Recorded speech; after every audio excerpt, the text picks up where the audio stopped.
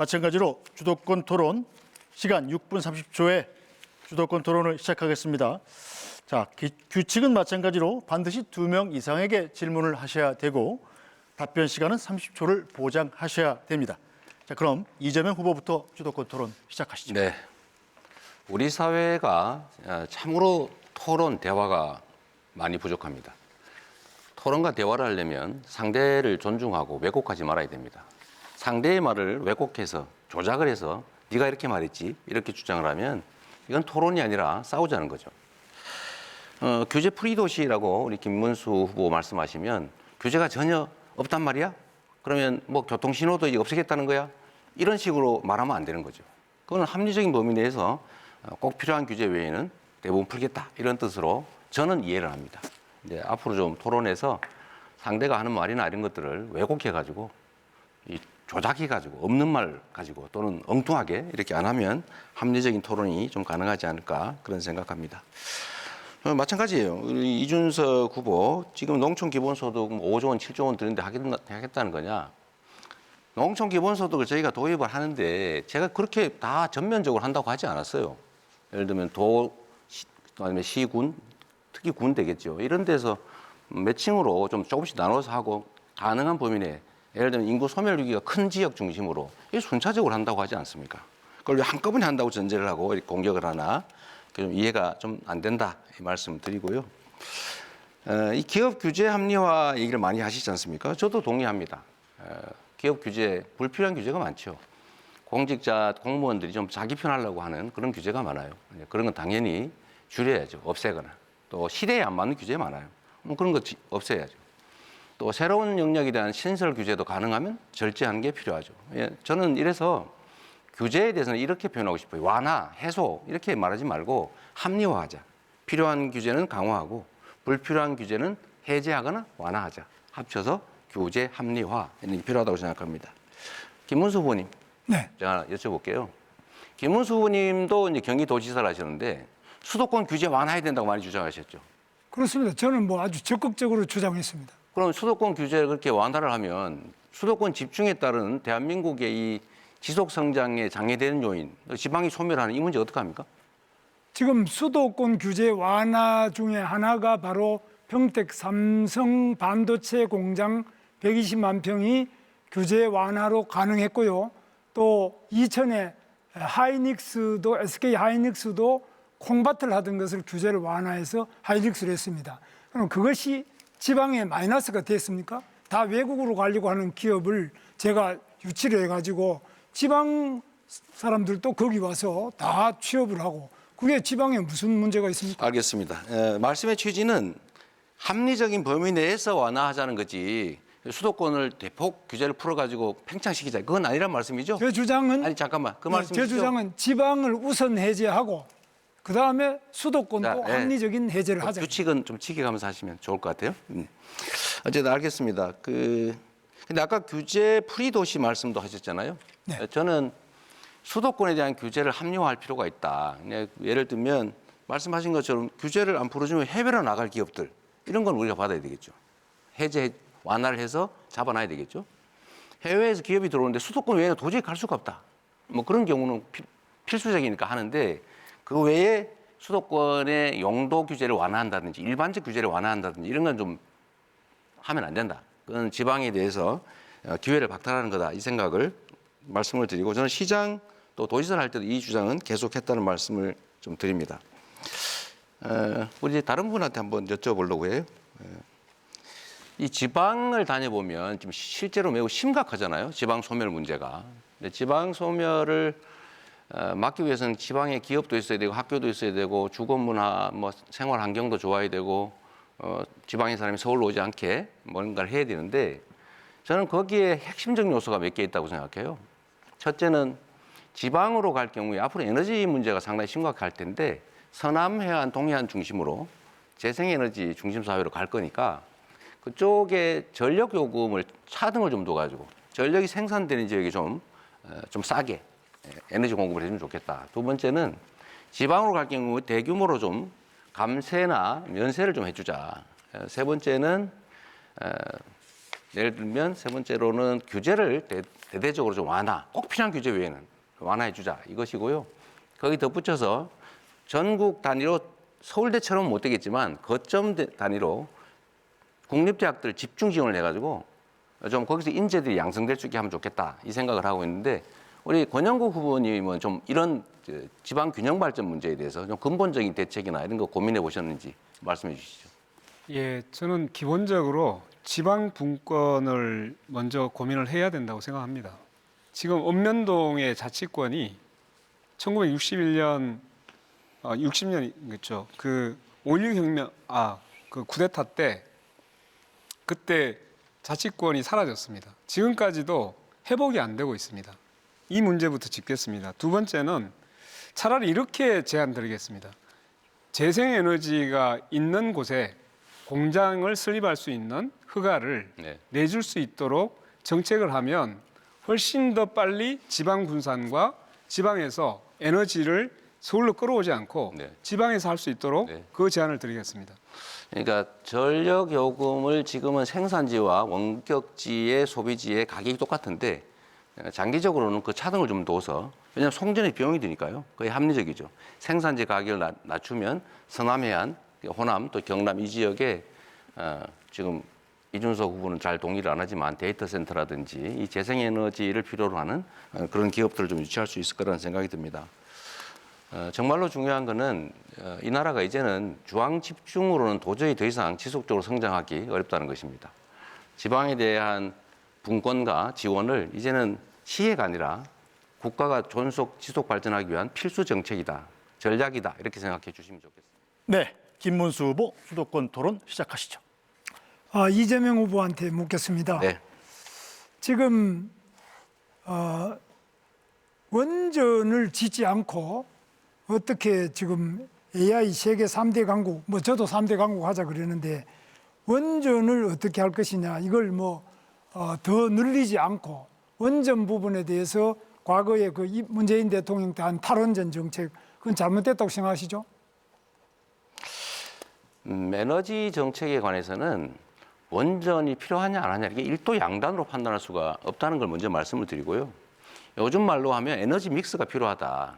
원전도 필요하고 재생에너지도 필요하고 그다음에 다른 에너지도 좀 복합적으로 필요하죠. 다만 그 비중을 어떻게 할 거냐 그 측면에서 원전은 기본적으로 위험하고 좀 지속성에 문제가 있다.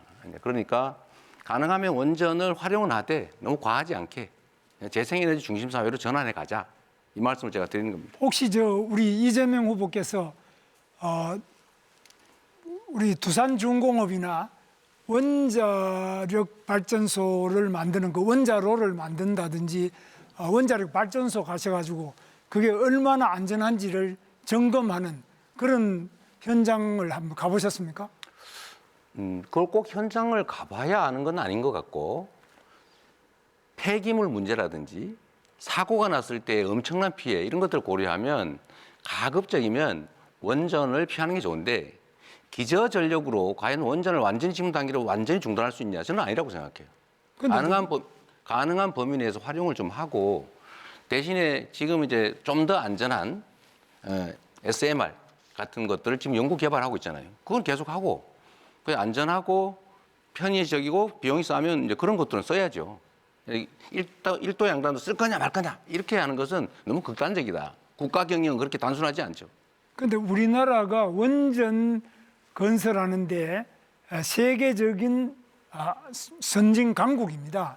그래서 맞죠. 저는 원전의 반응로를 만든다든지 실제로 원자력 발전소로 가서 또 원자력 안전연구소나 이런 데로 가서 점검을 해봤는데 해보면은 만약에 그 위에 원자폭탄, 소형 원자폭탄 같은 게 나가사키, 히로시마에 떨어졌던 그런 정도가 떨어져도 그 위에 원자로 반응을 하는 부분이 파괴되거나 원자력 자체에 고장이 없습니다. 그래서 굉장히 안전합니다. 이걸 자꾸 문재인 대통령처럼 거의 영화 하나 보고 그냥 원전 위험하다 이렇게 생각하는데 원전이 위험하다는 이런 이야기가 잘 관리되는 원전은 위험한 것이 아니라 오히려 더 안전하고 더 친환경적이다 이런 것은 인정하지 않습니까? 저는 우리 김문수 후보님 말씀이 언제나 약간씩 어폐가 들어있어요. 예를 들면 네. 그렇게 안전하면 후쿠시마 원전 사고 왜 났습니까? 네. 체르노빌은 왜 사고 났어요? 그거는 대한민국의 원자로는 영원히 안전할 것이다. 그거 어떻게 보장합니까? 아닙니다. 잠깐만. 지금 당장은 눈으로 보기 안전할지 몰라도 사고가 날 수 있죠. 위험하죠. 더하기. 거기서 나오는 폐기물 처리 문제가 해결이 안 되고 있지 않습니까? 그 두 가지 문제 때문에 가급적이면 안전한 재생에너지로 가자. 대신에 그 사이에는 좀 섞어서 쓰자. 그게 제 입장입니다. 뭐 저도 재생에너지를 하지 말자는 것이 아니고요. 원자력 발전소가 다른 풍력에 비해서 8분의 1, 비용이 8분의 1밖에 안 들고 태양광에 비해서도 6분의 1도 안 됩니다.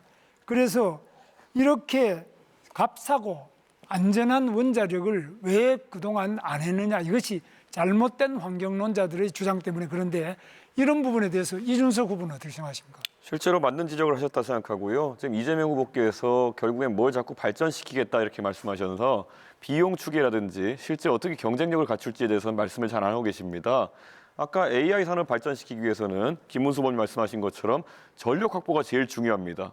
그런데 비용 구조상 아까부터 계속 강조하시는 서남 해안의 풍력 발전 같은 경우에는 킬로와트당 균등화 발전 단가가 300원 가까이 가는 그런 발전이고, 김문수 의원님 말씀하시는 거는 한 50원, 60원 정도의 균등화 발전 단가가 잡히는 원전인데 어느 것이 더 효율적인지는 이미 드러나 있는 것이거든요. 그런데 아마 이재명 후보께서 그런 아까 말씀하신 환경론자들의 말에 너무 많이 휘둘려가지고 국가 대사를 판단하시는 게 아닌가 이런 우려가 있어서, 만약에 혹시 집권하는 일이 생긴다 하더라도 그런 환경 카르텔에 대한 입장을 계속 받아들여서 오히려 산업을 좀 저해시킬 것 같다. 그런 우려가 오늘 토론하시는 걸 보니까 좀 들게 됐습니다. 그두 분께서 저를 협공을 하면서 저한테 기회를 안 주시네요. 아니, 저는 저한테 질문 안 하시잖아요. 네, 그다음에 지금 우리 이재명 후보에게 말씀드리는데, 네. 이번에 이재명 후보께서는 지금 주가 지수 5천 시대를 열겠습니다. 그랬어요. 네. 지금 그런데 5천이 되면 저도 환영입니다. 좋겠는데 이거 들은 분들이 이거 5천이라는 거는 좀 심한 거 아니냐 이렇게 보는 분들이 많은데, 네. 우리 이준석 후보께서는 어떻게 보십니까? 이거 5천이 가능합니까? 저는 주식을 잘 저도 몰라서. 5천 하면 좋다 이런 생각을 하는데요. 예. 아마 이재명 후보께서 예전에 주식을 처음 경험하실 때 조금 뭐 친구분의 권유나 이런 거로 작전주로 경험을 하셨다고 본인이 얘기하신 바가 있거든요. 그래가지고 이런 걸 너무 가볍게 생각하시는 게 아닌가 좀 그런 인식인데, 당장 이번에 민주당에서 상법 개정안을 추진한 것에 대해서 저는 개인적으로는 긍정적으로 평가합니다. 대주주의 어떤 강압적인 물적 분할이라는 걸 통해 가지고 일반 주주들이 손해 보는 상황 속에서는 주가가 안 오릅니다. 그렇기 때문에 기업인이 자유롭게 경영할 수 있도록 하는 것, 또는 회사가 자기에게 맞는 판단할 수 있게 하는 것은 중요한데, 또 그 말만 하면 되는데 이재명 후보께서 표가 된다고 생각해서 부산 가가지고는 또 HMM이니 또 SK해운이니 이런 것들 또 민간 기업인데 잠시 민영화를 앞두고 있다는 이유만으로 옮겨버리겠다 했습니다. 그런 게 바로 주식시장에 있는 이재명 리스크다 이렇게 말씀드릴 수 있을 것 같습니다. 네, 뭐 저는 정말 그렇게 되면 좋겠는데 참. 네, 이제 권영국 후보 주도권 토론 시작하시죠. 네, 우선 세 분에게 다시 묻겠는데요. 우선 이재명 후보께 묻겠습니다. 그 차별 없는 나라가 경쟁력 있는 나라입니다. 이번 광장에서 2030 청년들이 가장 많이 요구한 것이 차별금지법 제정입니다. 네. 1997년 김대중 전 대통령은 당 총재 시절 앞으로 이 땅에서 영원히 차별을 없애 나가겠다 하면서 차별금지법을 제정하겠다고 약속한 적이 있으십니다. 2007년 노무현 정부도 차별금지법을 발의했습니다. 2013년 문재인 대통령도 국회의원 시절 법안을 발의했습니다. 이재명 후보께서는 차별금지법 제정에 동의하십니까? 일단 저한테 기회를 주셨으니까 간단하게 재생에너지 생산 단가가 8배 비싸다, 6배 비싸다, 뭐 킬로와트당 이건 제 잠깐만요, 질문에 300원이다. 이거는 아니요. 체크를 해볼 필요가 있을 것 같고요. 그만하시죠. 예. 규모화를 하면 그건 어느 정도 해결할 수 있다는 말씀드리고, 차별금지법 관련해서는 차별이 어떤 특정 요소에 의해서 생기는 거 방치하는 거 바람직하지 않긴 한데, 네, 지금 단계로 거기까지 듣겠습니다. 네. 여러 가지 뭐 사회적 합의 이런 얘기를 많이 하시는 것 같아요. 그런데 28년입니다. 김대중 대통령 총재 시절에 얘기했습니다. 강산이 3번 변했습니다. 이게 과연 사회적 합의의 문제입니까? 결단의 문제입니다. 자, 이렇게 말씀드릴 수 있습니다. 이재명 후보님, 네. 광장에서 멀어지시면 안 됩니다. 지금은 이재명이라고 현수막에 써 있지 않습니까? 나중이 아니라 지금 하겠다 이렇게 말씀하셔야죠. 네, 됐습니다. 제가 다른 질문을 다 해야 돼서 네. 그까지 그래도 답을 듣는 게 의미가 있지 않을까요? 예, 10초만 드리겠습니다. 그럼. 네. 방향은 저는 맞다고 보지만 지금 현재 너무 현안들이 복잡한 게 많이 얽혀 있어서 이걸로 새롭게 논쟁 갈등이 심화되면 지금 당장 해야 될 일을 하기 어렵다라는 네, 말씀. 알겠습니다. 영원히 못할 것 같습니다.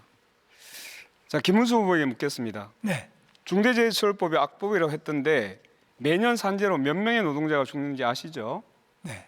구의역 김군, 태안화력발전소 김용균, 평택항 이선호, 파리바게뜨 SPL 박선빈, DLENC 건설 이용직 강보경 이런 청년들이 계속적으로 죽어가고 있어요.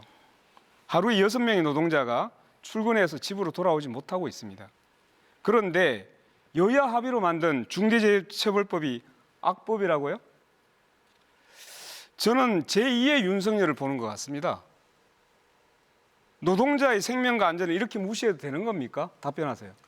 중대재해처벌법은 처벌 위주의 법입니다. 그런데 산업재해를 없애기에는 예방 위주로 가야 됩니다. 예방은 최근에 AI도 발전하고 드론도 발전하고 로봇도 발전하고 여러 가지 CCTV도 발전해서 예방을 위한 시설을 하고 미리 그걸 예방을 해야지. 사람 죽고 난 다음에 그 사업주를 처벌한다고 해서 재해가 그러면 줄어듭니까? 사망자가 줄어듭니까? 그래서 저는 예방 네, 위주로 가야지. 듣겠습니다. 처벌 위주로 끝까지 가는 듣겠습니다. 건 잘못이라고 봅니다. 지금 예방 위주로 하는데 아무리 그런 걸 예방을 하라고 해도 돈이 드니까 지금까지 안 해온 거예요.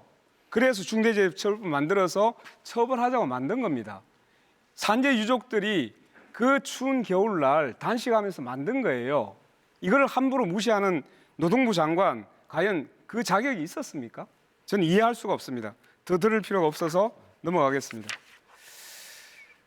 이준석 후보에게 질문하겠습니다. 오랜만에 묻네요. 네, 반갑습니다.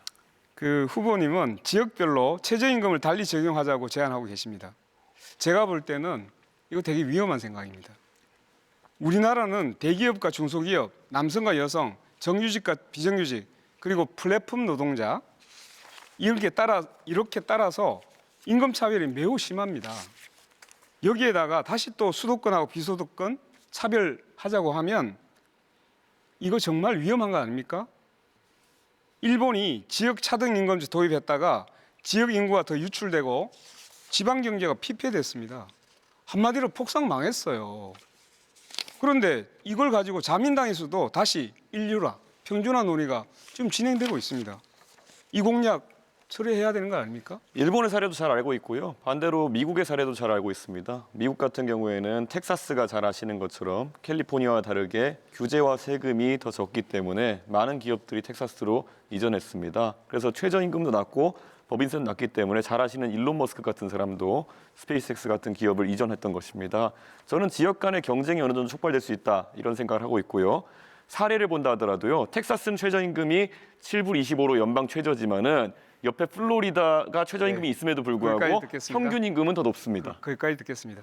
미국은 땅이 큽니다. 그리고 연방이잖아요. 그건 주가 거의 국가예요. 그렇기 때문에 그 차이가 엄청나게 클 수 있어요. 어떤 차이가 크단 말이에요? 생활 조건이나 이런 것들이 많이 다를 수 있죠.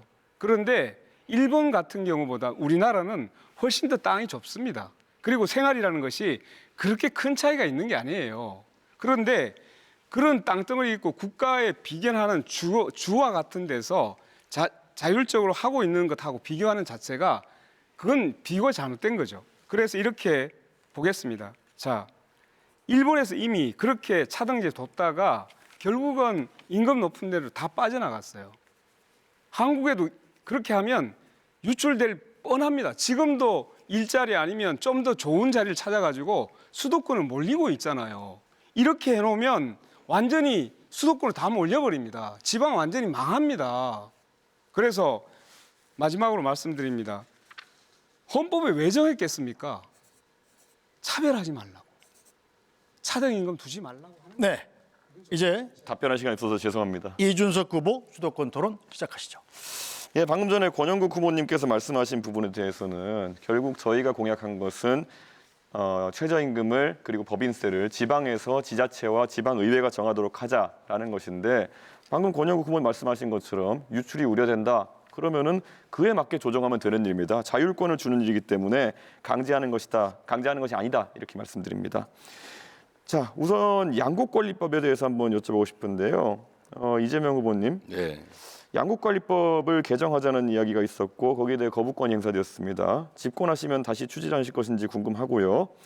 식량안보 차원이라 보기에는 양국관리법이 지금 돈이 많이 드는 이유가 과잉 생산되는 지금 쌀을 처리하는데 돈이 많이 드는 거거든요. 그러면은 도대체 과잉 생산되는 쌀을 왜 더 생산하도록 유도해야 되는 것인지 말씀 부탁드립니다. 우리 이준석 후보께서 이제 한쪽만 보고 계신 거예요. 양쪽을 다 보면 좋겠습니다. 쌀값을 일정 가격 유지하는 게 장기적으로 전략 산업인 주식, 우리나라의 곡물 자급도를 올리는 길이겠죠. 그런데 가끔씩 과잉 생산되는 경우가 있어요. 그럴 경우는 정부가 사서 양곡 가격을 관리해 주자. 대신에 여기 추가로 경작 면적을 조정하기 위해서 대체작물 지원 제도를 도입하자. 이 두 가지를 동시에 도입하면 정부가 쌀 사지 않기 위해서 대체작물 지원을 예측해서 충분히 알겠습니다. 하면 관리가 가능하죠. 결국 3조 원씩 더 쓰겠다는 말을 그냥 저렇게 돌려가지고 핑계를 대고 계시다 이렇게 보면 될 것 같습니다. 안 쓰려고 대체작물 제도를 도입한다니까요. 이재명 후보님께서 스테이블 코인 이런 얘기도 하셨어요. 그런데 스테이블 코인 얘기하시면서 사실 어떤 방식인지 뭐 담보형이라고 하셨는데 담보형 코인들 중에서도 제가 알기로는 미국 달러화를 기반으로 한 담보형 코인 외에 실제로 스테이블 코인이 사용되는 경우가 거의 없습니다. 실제 USDT, USDC 두 가지가 90%가량의 유통량을 담당하고 있는데요. 혹시 USDT와 USDC 어떤 부분이 차이가 있는지 알고 계십니까? 첫째로 곡물 쌀값 관리에 3조 원이 아니, USDT, 든다. USDC 질문입니다. 잠깐만 계세요. 저 대답은 주도권 우리가 토론입니다. 자율적으로 하는 것이죠. 그거는 주도권 토론입니다. 예. 그렇더라도 답을 들어보고 가세요. 그거 얘기하고 다음에 할 거니까. 시간 낭비하시려고 하는 자, 거죠. 3조 원을 쓴다는 얘기는 사실이 아니다. 그렇게 단정해서 그렇게 남의 정책을 호도하지 않으면 좋겠다는 것이고요. 두 번째로 원화 기반의 코인을 만든다라고 하는 것은 담보를 그 액수만큼 넣어놓고 거기에 맞게 코인을 발행하기 허용을 하겠다 알겠습니다. 이겁니다. 잘 그러면은 들었습니다. 안정성이 있죠. 그게 예. 왜 그래서 문제가 돼요? 결국에는 지급 준비를 얼마로 하겠다는지 이런 것들을 여쭤볼 수 1대1로 있겠는데요. 한다고요. 1대1이면은 그게 동작 가능한지 궁금하고요. 자, USDT, USDC 차이는 USDC 같은 경우에는 주체가 계좌 동결 등을 할 수 있기 때문에 훨씬 관리가 엄격합니다. 그런데 이번에 민주당이 추진하는 스테이블 코인 같은 경우에는 이런 자금의 불법적 유통이나 이런 것을 막기 위해서 어떤 장치를 할 것인지 이런 것도 궁금하고요.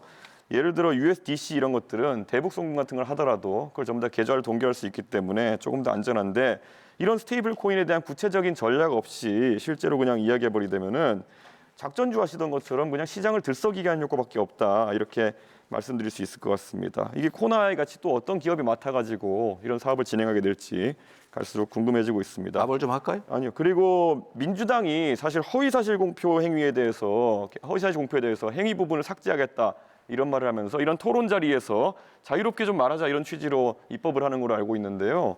오늘 당장 아까 자랑스럽게 뭐 김용태 의원 얘기를 하시는데 김용태 의원이 이재명 후보 말씀하신 내용에 대해서는 부연해서 얘기하는데 그걸 왜곡이라 하시면서 바로 고발해 버리시는 취지는 뭡니까? 공직선거법 나는 고발하면 안 되고 김용태는 해도 된다 이런 겁니까?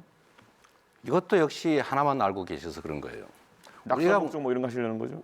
우리가 얘기하는 것은 자신의 당선을 위해서 행위에 대해서 뭐 종교, 경력, 학력 이런 건 다 놔두고 과거에 있었던 어떤 행위에 대한 발언이 잘못되면 그걸 처벌하는 거 이거는 전 세계 찾기 어려운 제도다.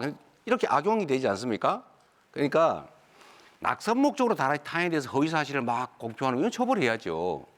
자기가 어떤 일 옛날에 어떤 일 친구하고 어떤 일이 있었는데 이런 얘기가 처벌하면 되겠습니까? 예. 그렇게 악용하면 안 된다. 그 얘기예요. 예, 어쨌든 뭐 AI 투자에 대해서도 계속 100조 말씀하셨는데요. 대충 그럼 100조라는 큰 돈을 국민들한테 제시하셨으면은 얼마를 어디에 넣겠다 정도 개괄이 있을 것 같은데 분야 한번 세 가지로 나눠보시겠습니까? 세 가지로 나눌 이유는 없는 것 같고요. 이거 나눠서 얘기해 일단은 주시죠. 내 얘기를 들어보십시오. 100조 원이라고 하는 것은 당장 100조 원을 정부 재정으로 만들겠다는 게 아니고 AI 관련 산업에서는 연구 개발도 필요하고 지원도 필요하고 투자도 필요한데 정부가 모태펀드 등을 만들어서 민간 자본을 유치해서 연차적으로 100조 원 정도를 투자하겠다 그 말이니까 그 세부적인 내역을 어디다가 투자할 거, 어떤 회사에 투자할 거냐, 어떤 연구에 투자할 거냐라는 것은 또 검토해 가면서 만들어가는 것이죠. 예, 알겠습니다. 세부적으로 계획도 없는데 100조 원 넣겠다는 말씀 잘 들었고요. 권영국 후보께 질문 드리겠습니다. 차별금지법은 저도 관심이 많아가지고 제가 국민의힘 대표 된 다음에 실제로 여러 토론에서도 발언한 바가 있습니다. 차별금지법도 현재 입법 제한된 것이 다양한 버전이 있는 것은 알고 계시죠? 네네. 그래서 또 용인할 수 있는 차별은 용인한다 이런 식의 완화된 버전도 있고 보편적 차별금지법도 있고 그렇습니다. 어떤 입장을 지지하시는지 간략히 먼저 짚어주시겠습니까? 저는 포괄적 차별금지법이라고 해서 여러 부분에 뭐 학력, 학벌, 고용 형태, 인종, 종교, 또 성별, 뭐 성적 지향, 성별 정체성 뭐 이런 모든 것들을 통틀어서 나이도 예, 마찬가지고요. 감사합니다. 여러 부분에 예. 예, 그 사실 정의당에서 제가 과거에 공천 기준 같은 걸 보면은 네. 뭐 차별금지법을 얘기하지만은 전과에 대해서는 굉장히 엄격한 것 같았습니다. 그런데 보편적 차별금지법에서 그러면 전과가 있는 사람 같은 경우에는 기본권이 제약돼야 되는 것인지 아니면 그 사람에 대해서는 다르게 볼 수 있는 건지 궁금합니다. 전과에 대해서는 법적으로 제한이 있잖아요. 거기에 따라서는 법적인 제한을 받는 것이고 이미 형을 산 사람에 대해서는 그것은 형을 살았던 부분하고 또 기존의 그 전과와 자기 하는 업무의 관계에서 네. 자, 음주운전은요? 네. 자, 네 후보의 공약 검증 토론까지 모두 시간을 사용하셨습니다.